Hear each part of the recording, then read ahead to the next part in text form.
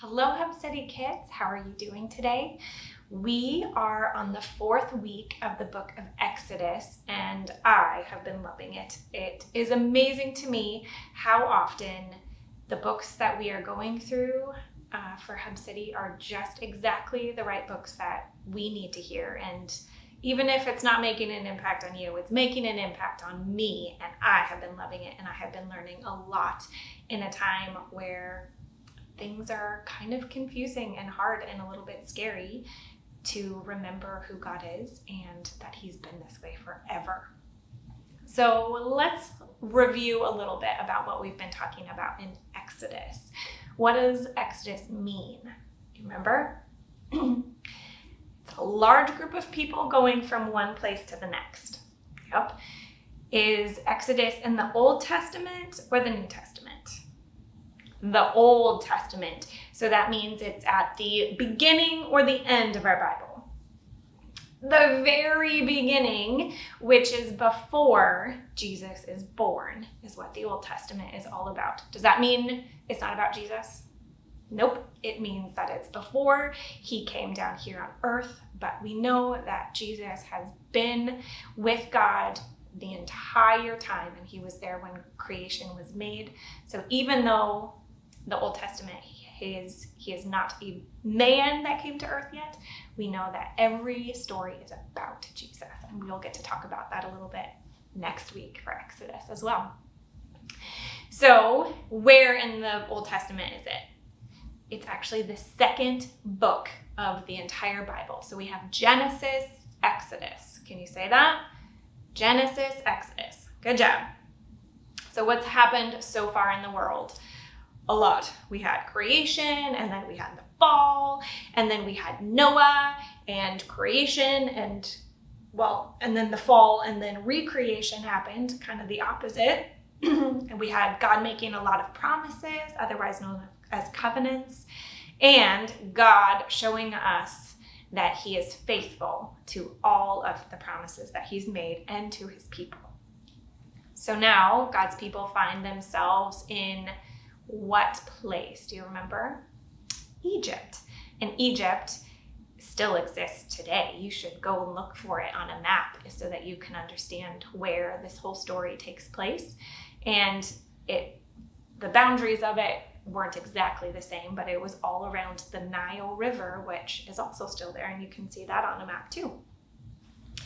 So they're in Egypt, and it started off with Joseph, who was a really important king, and now are God's people still kings? They're lounging around all the time, and they have servants feeding them grapes and palm fronds, making sure that they don't get too sweaty or work too hard. Not even close. They're actually the ones feeding the grapes and doing the palm fronds for the kings and the important people of Egypt, because now God's people are slaves, and slaves who are feared because Pharaoh and the Egyptians don't want God's people to take over their entire nation, and so they've been killing the little baby boys, which is so sad. So things are going really, really bad for God's people right now. Does that mean God forgot them? No, it doesn't. We know that God hears them. He says that He hears them. He hears their groaning. All creation is groaning and sad and mourning and lamenting and just saying, blah, everything is so hard. And God hears them, and He has a plan to save them. He sent Moses. And how does Moses feel about this? Is he super happy and gung-ho? No, he has a lot of doubts and a lot of fears. And even though he sees this bush that's burning, and God gave him 3 different miracles. Remember the staff that turned into a snake, and his hand that he put into his pocket and it came out all diseased, and he put it back and it was fine, and water turned into blood in front of him. He still was afraid and had doubts, and God continually listened to his fears and doubts and kept telling Moses and giving him the tools that he needed to be strong and to be faithful. But we know that Moses is not the hero of the story, and he keeps failing, but God never does. So we talked about what that means and what that teaches us about God. He listens to our fears. He gives us the tools and the strength, and he never, ever leaves us. So hopefully you read chapter 5 and 6 last week, so you know what's going to happen in the story. But I want you to pause now, and even if you already read chapter 6, it's really important that we read these stories over and over and over again, because just like when we read them and we tell each other what we hear, we actually see different things every single time that we read the same passage. It's pretty amazing. So we're going to read chapter 6 together with your family and then retell each other. So ready? Pause the video now. So what happened in chapter 5? God sends Moses to talk to Pharaoh and tells him to let his people go. And Moses doesn't ask Pharaoh to go forever. He asks him for 3 days. That's it. God asked Pharaoh to let God's people go for 3 days to go celebrate and worship God in the desert. And Pharaoh says, no way. Do you think this is how Moses expected Pharaoh to respond?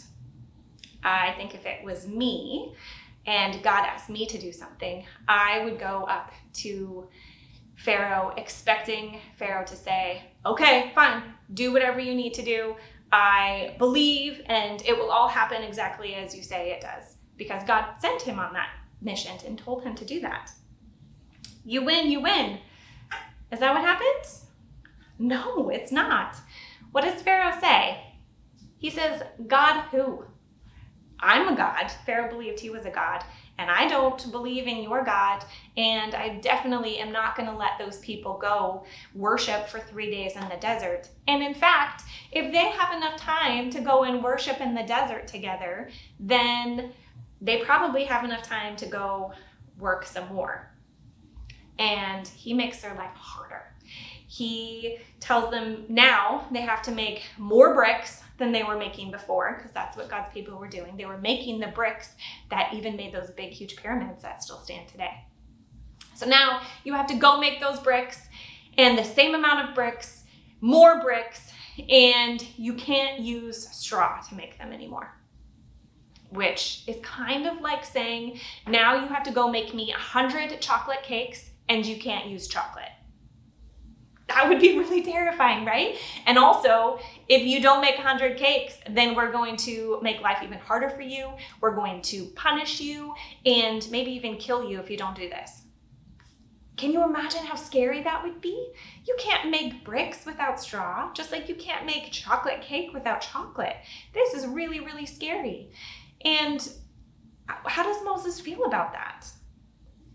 We see, he says in verse 22, "O Lord, why have you done evil to this people?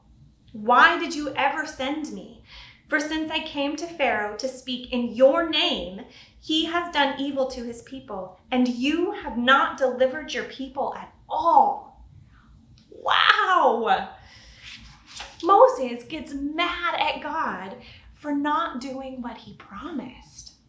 Moses expected God to work on Moses' time. He expected God to do what Moses expected him to do, and to do it right away. And when God didn't do what Moses expected, he immediately accused God of not keeping his promises. That's a lot. How do you feel about that?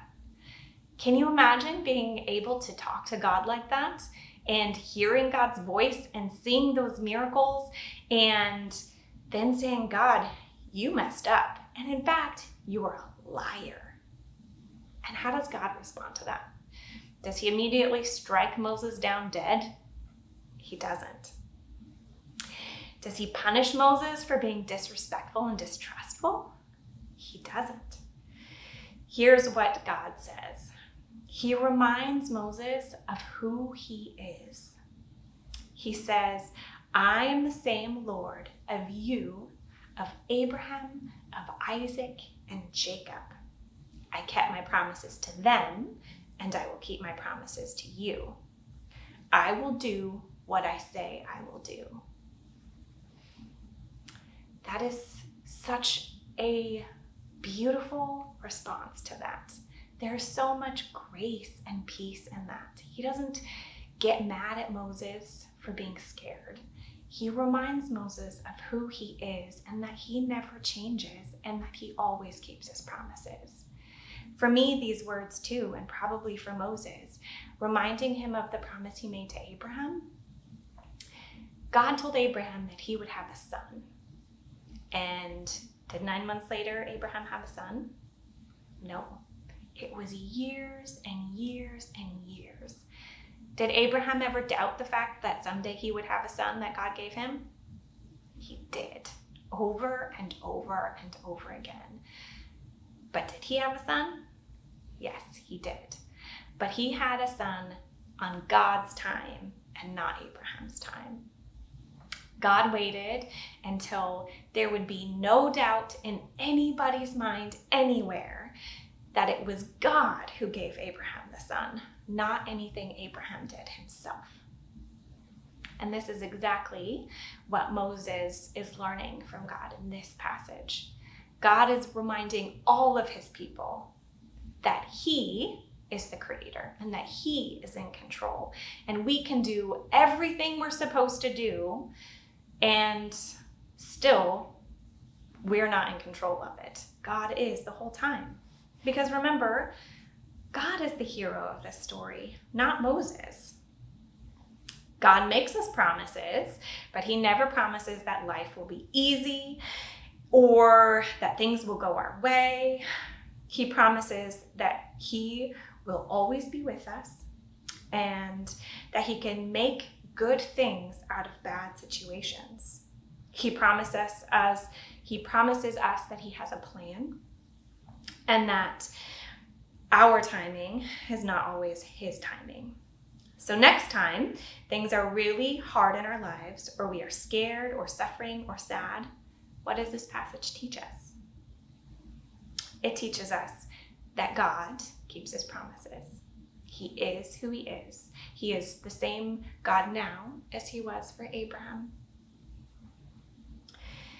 He is the creator and the sustainer of everyone and everything. He loves me and he listens to me. He hears me. He hears you when you cry out, when you're sad, when you're scared, when you're happy. He hears you and he is with you in all of those times. Because our feelings now and our everything hard that is going on now, even though sometimes it feels like it's never, ever, ever going to end, the reality is that it always will.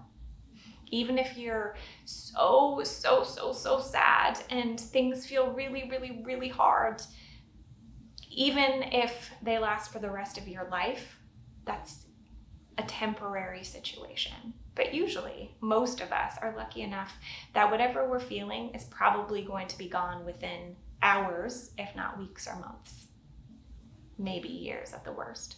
But all of those things are temporary. But God is eternal. God is forever. And when we keep our mind on the things that never fade away, that are never untrue, then it makes it a lot easier for us to not hold on or be scared or sad about the things that are happening right now. Because God loves us so much. He loves us so much that he sent his son to be down here with us so that he could experience all of the sad and the pain and the hard and hear and understand when we were experiencing that. That's pretty amazing. So today for your craft, I want you to spend some time as a family doing some blocks. You can make some Play-Doh to make bricks like the Egyptian or the God's people in Egypt, or you can build blocks or Legos, make some pyramids, make some structures. And while you are building things together, I want you to remember God's people You can even try making a chocolate cake without chocolate if you want this week. But have fun with us and remember who God is and who He has always been. I love you, Hub City kids, and I hope to see you soon.